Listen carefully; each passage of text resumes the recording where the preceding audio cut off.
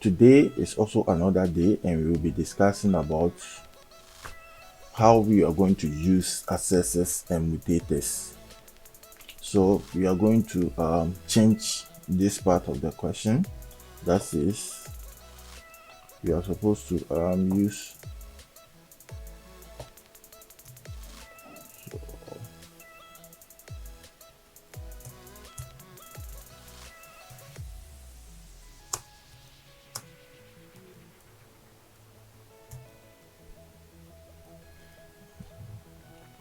so we are going to use this. So we are going to modify our code, the code from the previous tutorial. We are not going to change much things. We will only take away the constructor. So let me go to the function definition side and delete the constructor. Then I will also come to this side, delete the parentheses over there. So it's going to be like this.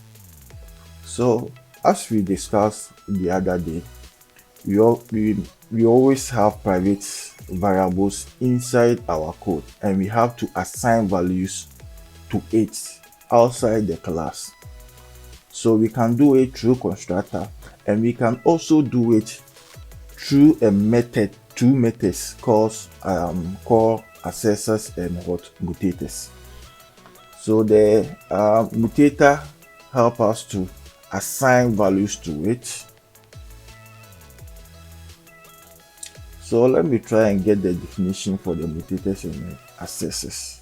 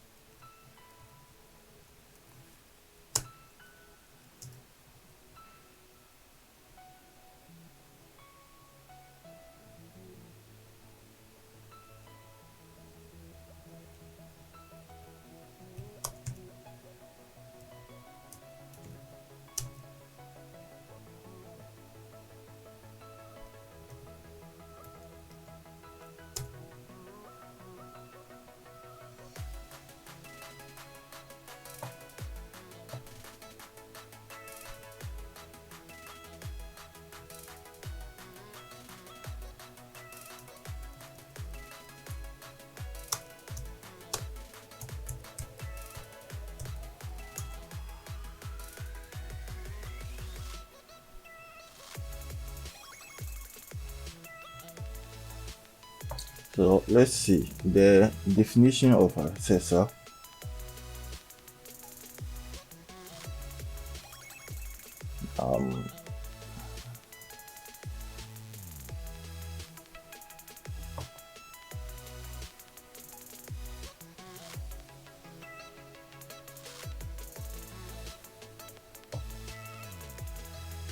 So let's see one of the use of the accessors. So let me paste it here. I'll just comment it. So this is the definition for now. So it says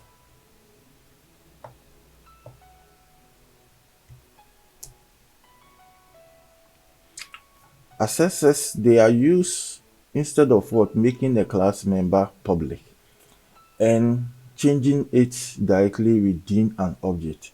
To access a private object member, an accessor must be called. So one thing is, we can use these accessors to access private member variables. So this is the private member variable. So in our code, we have two private member variables, which is the name and age. So we use the accessor to access them. So one thing is, accessors do not need arguments. They don't need arguments. An accessor has the same type as what the retrieve variable. So the variable that we will be retrieving, the accessor must have the same data type as that variable. So in this case, we have the private variable name. So we are going to what? Declare an accessor, which is a function. So it's going to be of the same data type string.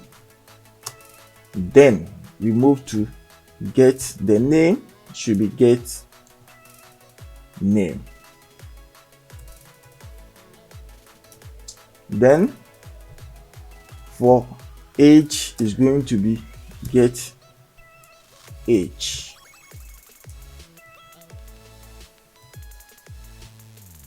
In some other programming languages, the accessor, they call it the getters. So they are used to get values from what? Attributes that are private. So this is how we are going to declare it. Let me delete this part. This part is part of the constructor. So let me delete it. So we will move to this place. So I will start from what? The data type. The data type is supposed to be string. Then the name to be student, the name of the class. Then the name of what? The accessor, which is the get method. So in this, I'm going to only return the name. So let me do the same for the age.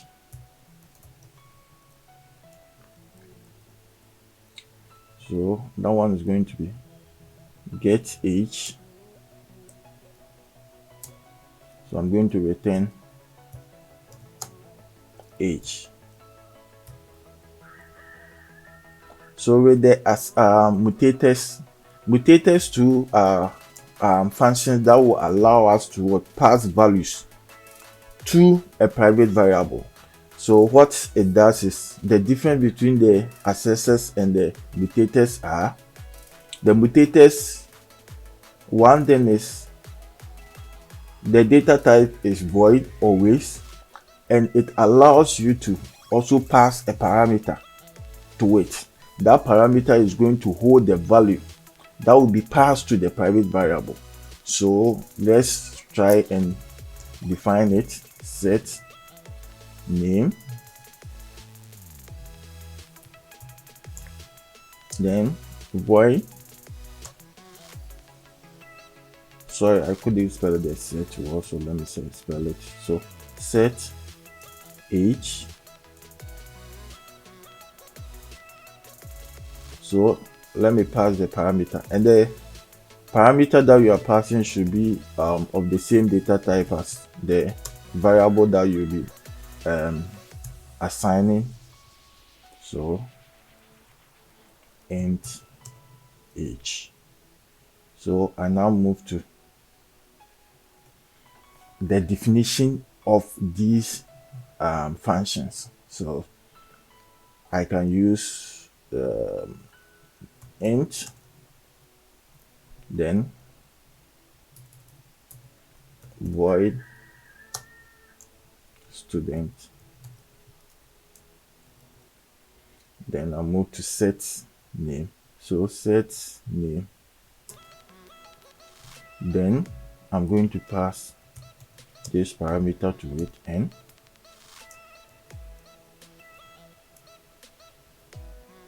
So in it, what I will do is, whatever value that will be passed to n, I have to pass it to the name. So name equal to n. Then I move to void student, then set what age. So int a,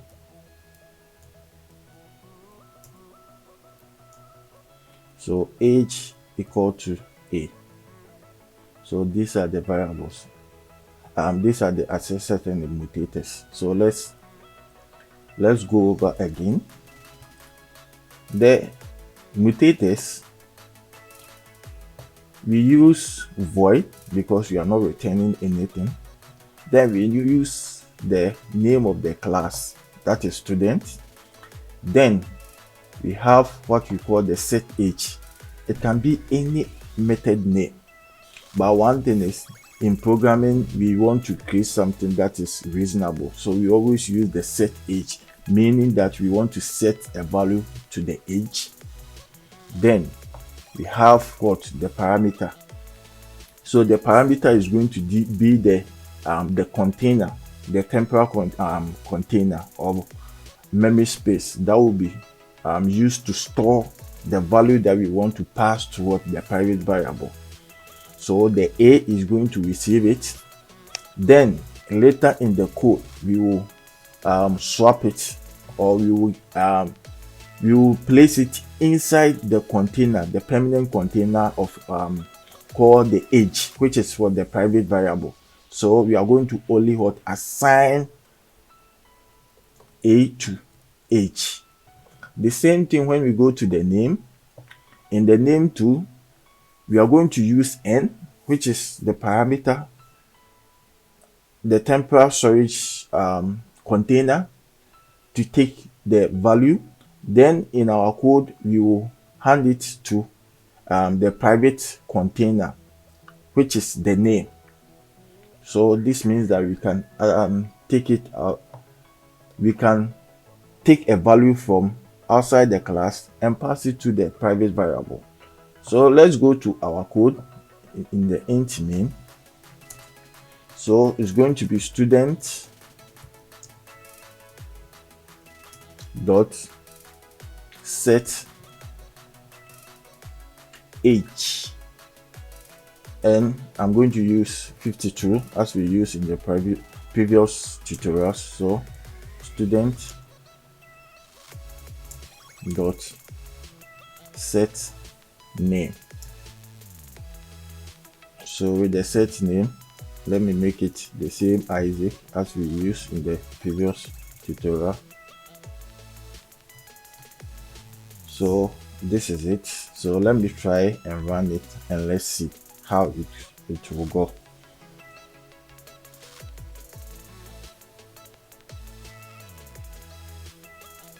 So it's running perfectly. So let me show you the screen.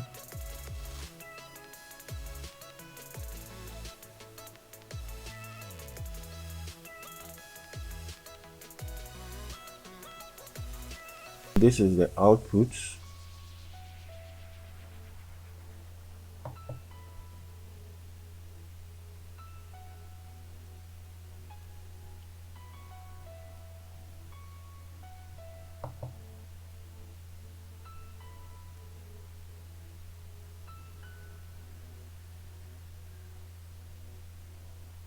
So for now, let's go back to our video tutorial.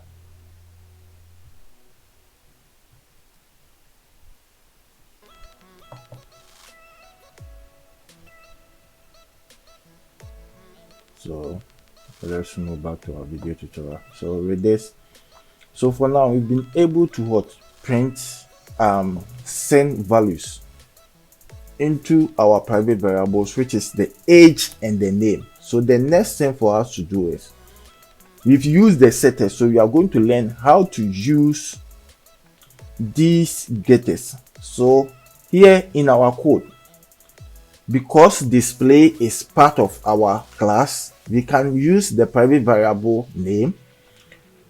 But once you've declared a public method, that is the get name, the accessor, we can use that one also here, and it's going to give us the same output. It's going to give us the same output. So get age, it's also going to give us the same output. So I'm going to run it, then we will see the outcome of it.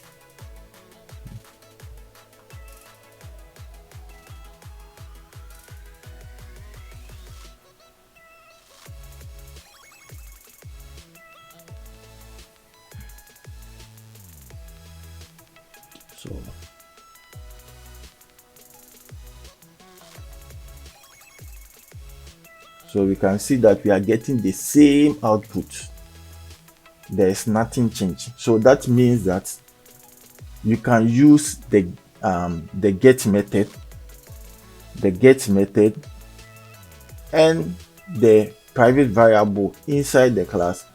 But in case you want to use the variable outside the class, then you must use the get method only. So let's come back to our code. So I'm not going to display it inside the method called display. So what I will do is, let me copy all this code and come and paste it here.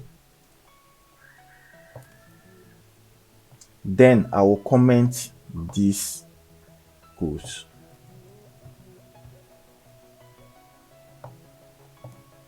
So this is how we are going to do it. This part of the code does not belong to the class. It is outside the class, and we can use the private variable here. So if I change this name, this get name to name, the compiler is going to give us what syntax error and those kind of things, telling us that we can't access the private variable here. So for now, let's run it using the get method. Then later I will change it toward the private variable, that is the name. Then we will try and run it again and see the error. So for now, let me run it and let's see. Okay, so this is the get method. So once I'm using it outside the class, I have to use the object name to access it. I can't access a member variable or a member function outside the class without using the object. So for now, so let me run it now. So after running it, let me show you the interface. So you can see that we are getting the same output. Nothing is changing, Isaac. And so let's come back and see when we change it. We change the method name. So now see, we are going to change it to name and age.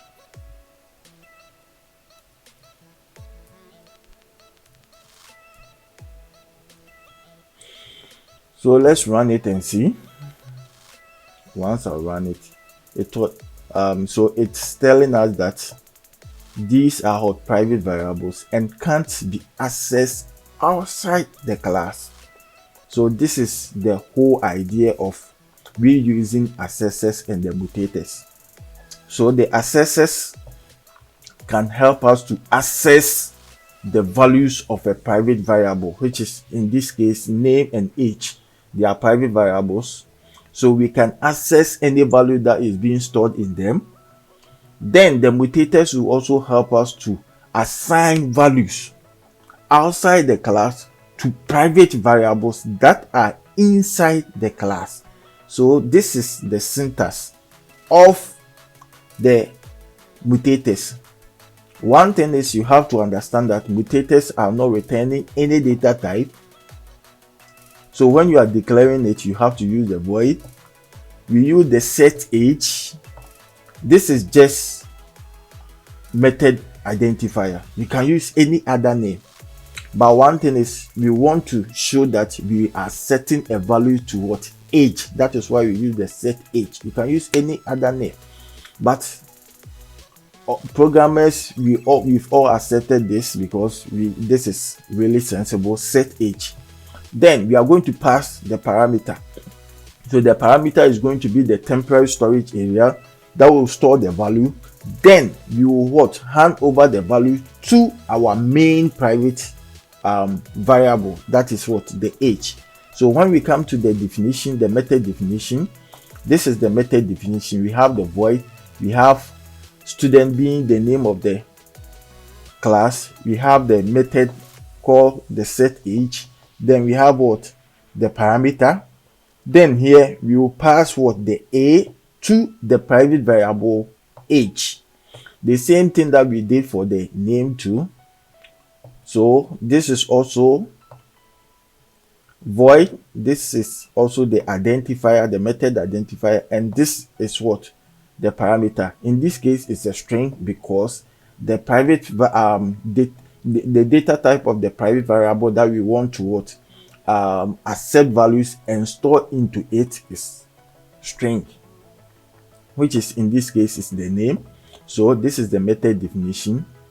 In the method definition, we have void, we have student, colon, set name. So string n is the parameter. So we are going to use this parameter, which is a temporary storage area, to accept the value. Then in our code here, we will hand it over to what, the name. So when we go to the getters, with the getters tool, what we will do is, because we are using the method to return a value, the method is supposed to have a data type, and that data type is supposed to be the data type of the private variable declared in our class. So in this case, name is a string, so we are going to return name. So the data type of the method is supposed to be a string. Then we have what, get name, which is what, the method name. So we've declared it here. Let's go to the definition, the method definition. In it, we are not going to do anything after we've done string, which is the data type, the class, the name of the method. Then we will return the private variable. So whatever is being stored here, we are handing it over to what, the method. Said that wherever we call this method, it should return the value that we've passed to what, the name. So the same thing as what, the age, the get age. So the get age, the data type of what, the private variable age is an integer. So the data type of the method is going to be what, an integer. Then the name of the method is going to be a get age. So in the method definition, we have int student colon get age. So here is going to be, we are only going to return the value of the age, whatever we stored in age. So wherever we will call this method, it must return the value of what, age. So this is the end of this video tutorial. I will meet you in the next one, where we'll be talking about inheritance and other stuff. So for now, let's end here.